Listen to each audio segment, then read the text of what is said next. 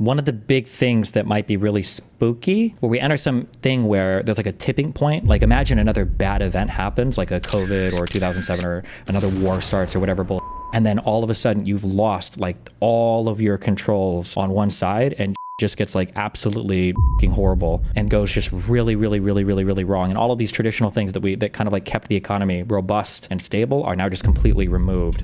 President Trump said he has directed his team to fire the Commissioner of Labor Statistics just hours after the— What are we at for unemployment? Is it still below 5%? Technically, doesn't Trump get what he wants? If the unemployment goes up too much, won't the Fed finally cut rates? The agency issued a weak July jobs report.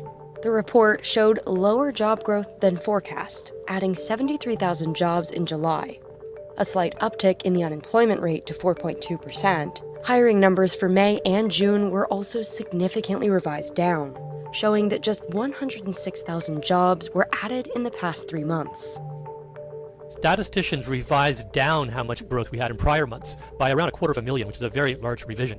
Now, roughly half of that was due to public school teachers and probably doesn't tell us much about the underlying economy. But the other half was in private jobs. And what we see now, in light of these revisions and the latest data for July, is that job growth in the last few months is running at its weakest since 2020. Just 2 days before the report's release, Federal Reserve Chair— I wonder how many buyouts there were. How many buyouts were ultimately accepted by government employees from the Doge people, or when Doge made those buyouts available? Because those guys will all probably rejoin the economy in, what, 6 months or whatever, when their payout term is over, maybe? Maybe that'll help. Chairman Jerome Powell announced interest rates would remain steady. The majority of the committee was of the view that inflation's a bit above target, maximum employment is at target. There wasn't any impetus to cut rates to help the economy because, as far as they could see, the labor market was very strong. That was based on data through June. When they made that decision, they didn't have the July data, which came out on Friday. It's quite possible that if they'd known how weak July was and how much weaker May and June were than they realized, that they might have seen a stronger case for lowering interest rates. It does look like they have a much stronger case to cut interest rates in September.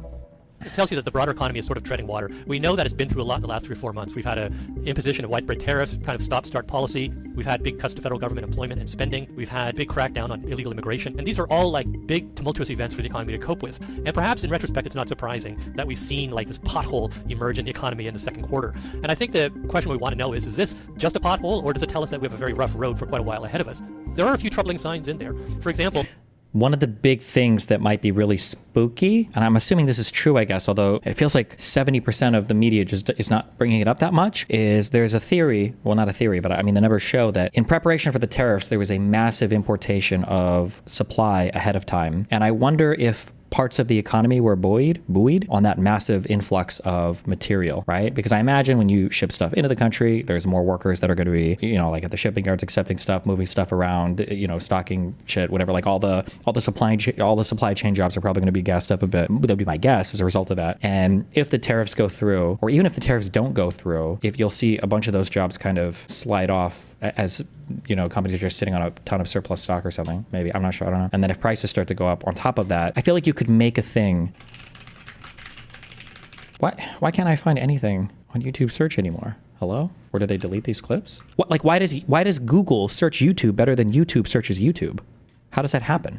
Like, I feel like you could get to a world where you have, like, we had kind of like all these different breaks on the economy. Like we had a sensible trade policy. We had like sensible government policy. We have like a sensible Federal Reserve. We have a sensible, like tax policy. I don't know if that would factor in here. And then like you've got like strong demand. Like you've got these things on the other side where like slowly we're removing things one at a time. Like we're tariffing the entire world, which is fucking with our supply chains. We have massive uncertainty, which hurts capital investment. We are potentially headed towards an inflationary environment if the tariffs go through and costs are going to increase. We could be entering some kind of unemployment period. We haven't done anything to help houses. Where we enter something where there's like a tipping point. Like imagine another bad event happens, like a COVID or 2007 or another war starts or whatever bullshit. And then all of a sudden you've lost like all of your controls on one side and shit just gets like absolutely fucking horrible and goes just really wrong. And all of these traditional things that kind of like kept the economy robust and stable are now just completely removed. I think I clicked a tweet earlier. It was a Derek tweet where one thing that I think this is probably more scary than we give it credit for, as somebody who doesn't know that much. No, it wasn't Derek. No, it is. It's Derek Thompson, right? Isn't that his name? Maybe it wasn't him. But like a huge chunk of the economy right now is floated by like healthcare expenditures and like AI investment. And absent that, like if something were to start to shake that industry, like our economy might take a huge tumble. Yeah, I don't know.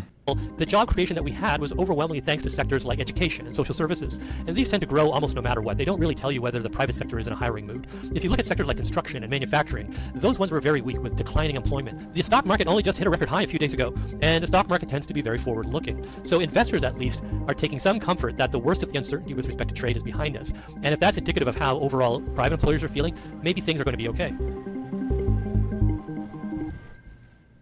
Scott Galloway talked about this recently on his podcast that AI is everything and companies like Ford and GM are down. Yeah, like if it's like, I don't think there's anything bad with being heavily invested in tech. I think that's fine. I think it's forward looking. But if that's like masking a whole bunch of other underlying weaknesses in the economy, oh, this is what I was looking for earlier. So GDP is only growing because of AI CapEx. This is capital expenditure investment, big capital investment basically, right? The labor market is only growing because of healthcare spending and social assistance, the latter being a lot of home aides and administrators. Economic growth right now is basically a Friday church service, just old people plus trying to summon God. In my opinion, today's job numbers were rigged in order to make the Republicans and me look bad. Thank you, God Emperor Trump. Would the cutting of interest rates in September cause inflation? Would Trump not cry about that? I think that the general theory, I could be wrong, but I think the general theory is that inflation prices are kind of sticky, meaning it takes a little bit for them to move. There's a little bit of economic inertia. So inflation is going to be like lagging thing, not like an upcoming indicator. I could check, I guess.